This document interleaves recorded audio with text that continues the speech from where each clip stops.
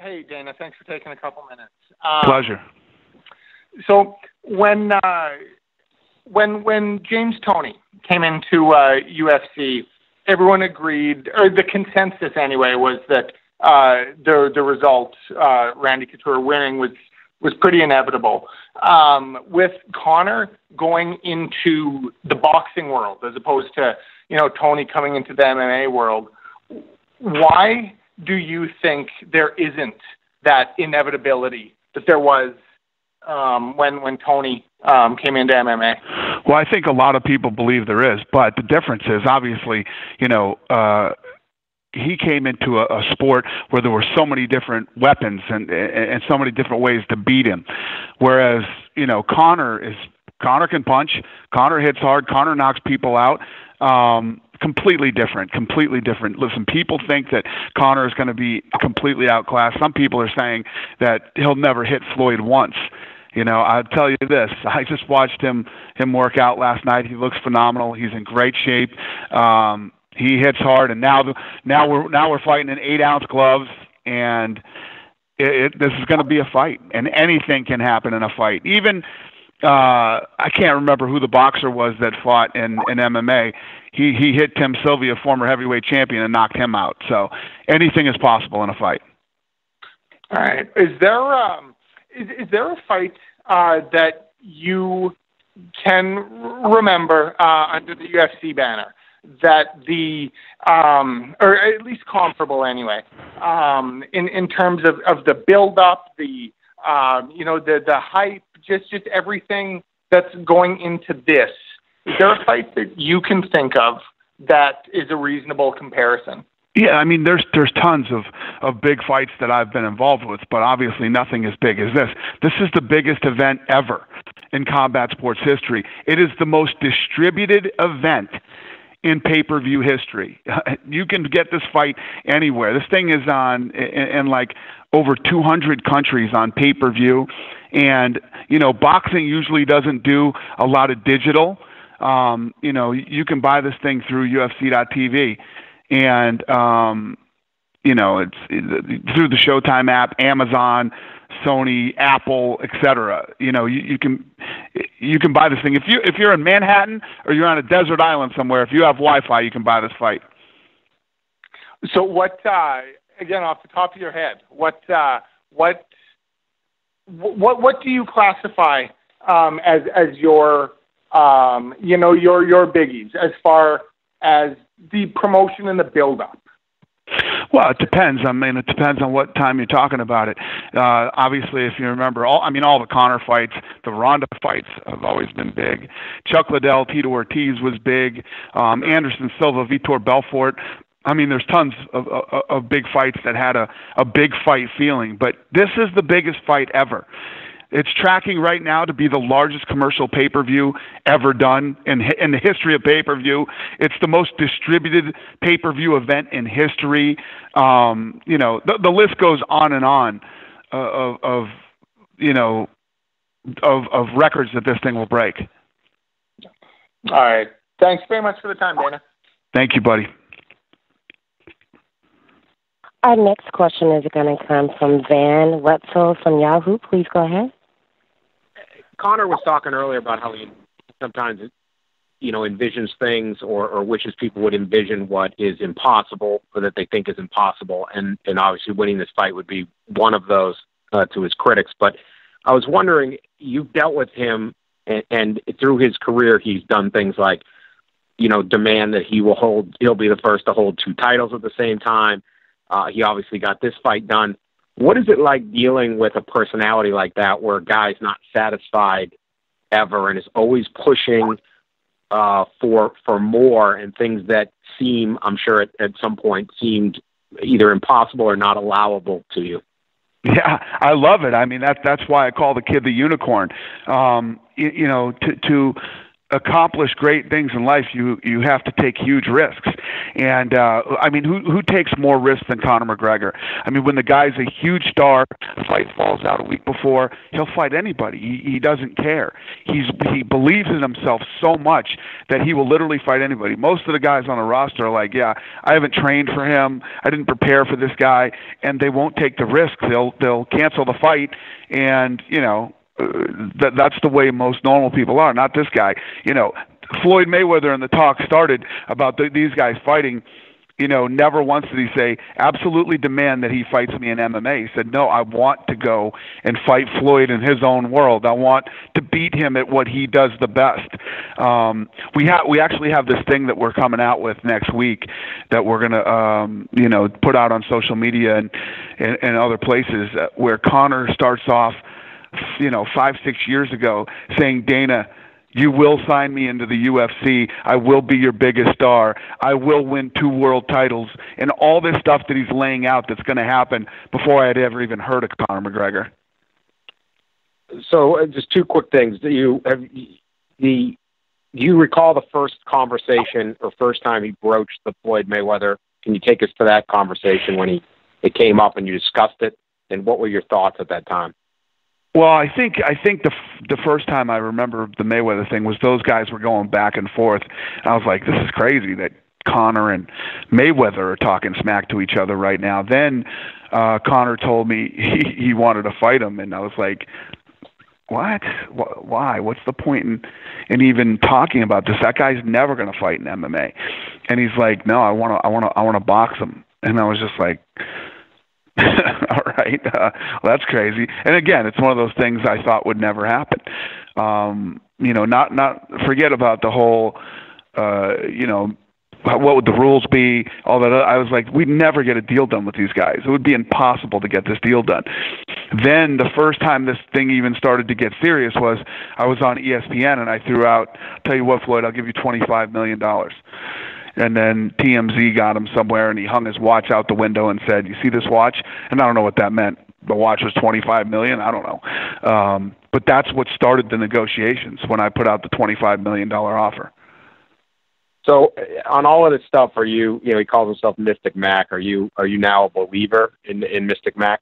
I'm a believer in Mystic Mac for sure. I mean, this kid, he has done everything he said he would do, and he's claiming that he will knock out Floyd Mayweather within 4 rounds, and I think he broke it down to 2 now.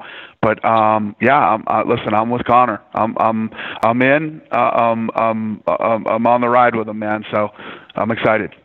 All right, thanks, Dana. Thank you. Our next question is going to come from Rick Mees from the Washington Post. Please go ahead. Hi, Dana. I'm wondering if you think this fight has the potential to impact the popularity of either sport. And related to that, does your research show much crossover between the MMA fan and the boxing fan? There's some. The boxing fan is older. Those demographics are older than ours. But I believe that this is good for combat sports. It's like when Mayweather-Pacquiao did the numbers that they did, I was like, wow. First I said good for them. And number 2, I was like, well, that sets the bar. That shows me that if you have the right fight at the right place at the right time, people are willing to watch. I knew once this thing started to materialize that this fight was going to be so much bigger worldwide than any fight that had ever happened. Conor has a very big following in places like Brazil and places like Australia, obviously Europe. So I knew that worldwide this would be the big, and I was right. This thing is the biggest event that has ever happened in combat sports. This fight will reach over 1 billion homes worldwide. So it could help both sports. Could it hurt either sport, depending on what the outcome is? I don't think it hurts either sport. I think this is one of those cool situations where 2 guys are willing to take the risk to fight each other. And I think that, this thing has captured the imagination of people. I mean, that's how this fight was built. This fight was really built through the fans and the media. Thank you very much, Dana. Thank you. Our next question is going to come from Garrett Davies from the Daily Telegraph. Please go ahead. Thank you very much. Good afternoon, Dana. Hey, buddy. Could I ask, first of all, Has your respect for Floyd Mayweather and his team grown through this process? Because obviously you have been working very closely together now over the last kind of 8 weeks, if you like. Definitely. The worst deals to be involved with are people that aren't very smart but think they are. They're the most dangerous kind. And Mayweather's team isn't that at all. These guys are actually very, very smart guys. And when I say that is because when problems pop up, it's always hard to fix with people who aren't too bright. Then it's always the small stuff and not the right things to be arguing about. These guys are real easy to deal with. Secondarily, obviously the ruling by the Nevada State Athletic Commission, another first to do with the event, that they allow 8-ounce gloves just as a one-off on this occasion. What's your take on how the 8-ounce gloves will affect each man? We heard earlier, we were talking to Conor about potentially it gives him more power with his strikes, with his punches, but it gives Floyd faster hands potentially. How do you see the 8-ounce gloves affecting the contest? I agree. I think it affects the contest a lot. First of all, yes, Floyd will be faster with 8-ounce gloves, but Floyd is a defensive master, and he has less glove for less defense. Conor hits like a truck.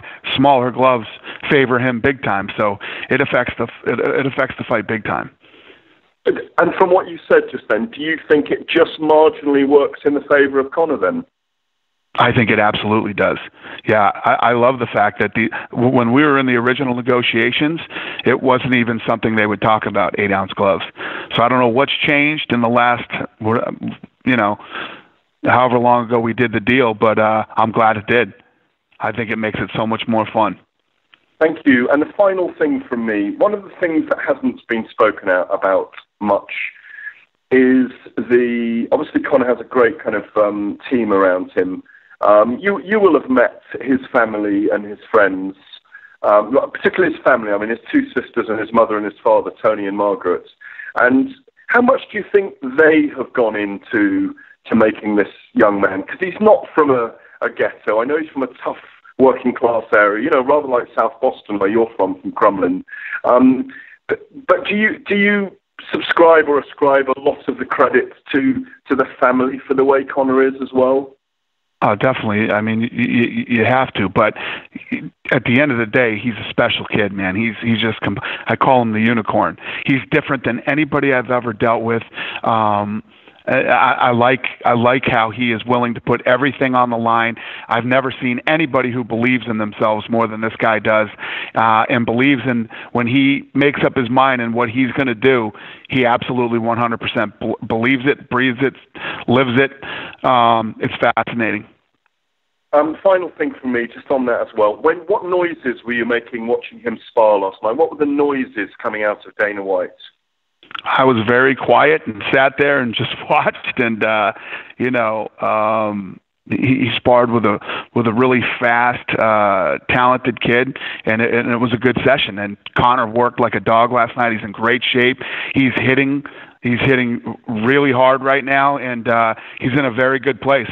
I loved watching it last night, and I feel good about this. If he beats Floyd and he comes back for a couple of fights in the UFC, would it not surprise you if he beats Floyd Mayweather, if he starts calling out Canelo and Golovkin? Yeah, nothing with Conor would surprise me. That's not what I want to have happen, but it wouldn't surprise me. Many thanks, Dana. See you next week. Thank you.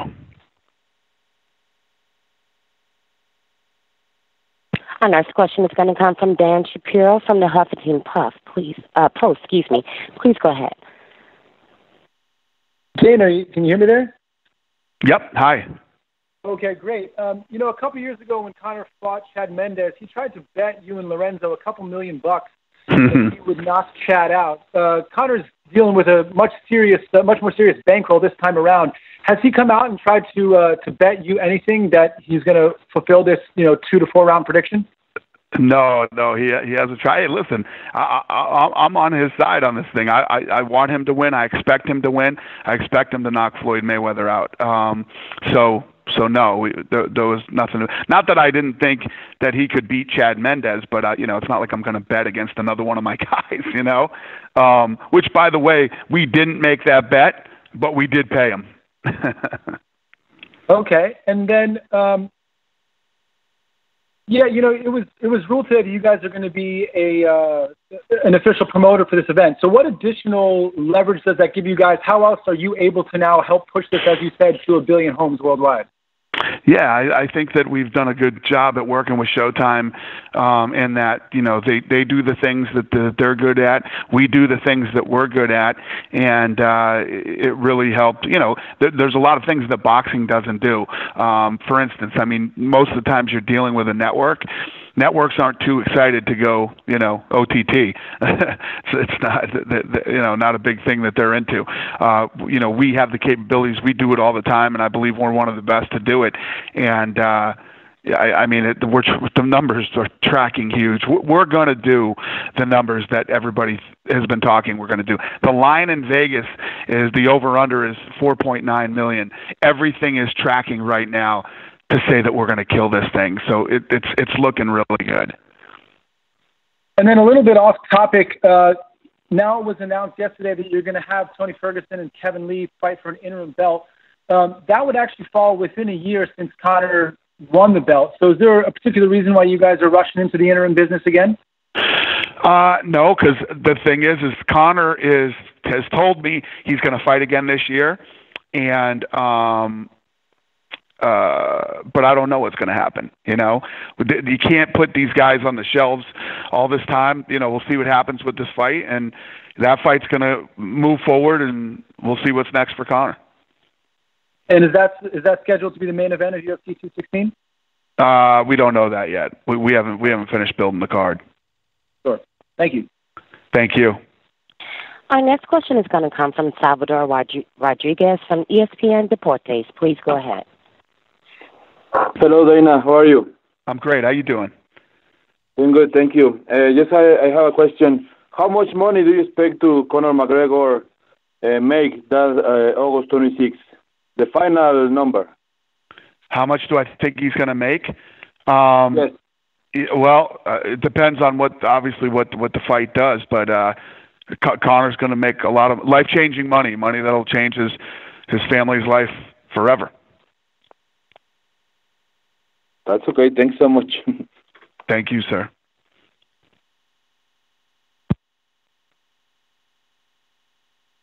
Our next question is going to come from George Willis. Please go ahead, from the New York Post. Please go ahead. Hi, Dana. How you doing? Good, George. How are you? Good. I just wanted you to talk about the impact of social media on this fight. We're talking about 1 billion homes. That's got to have a huge impact. Oh, yeah, absolutely. It's when we did the world tour, the numbers were off the charts. I can't quote exactly what they were. I don't have them in front of me, but if you ask our PR team, they can give you those numbers. Great question. It was incredible how many people.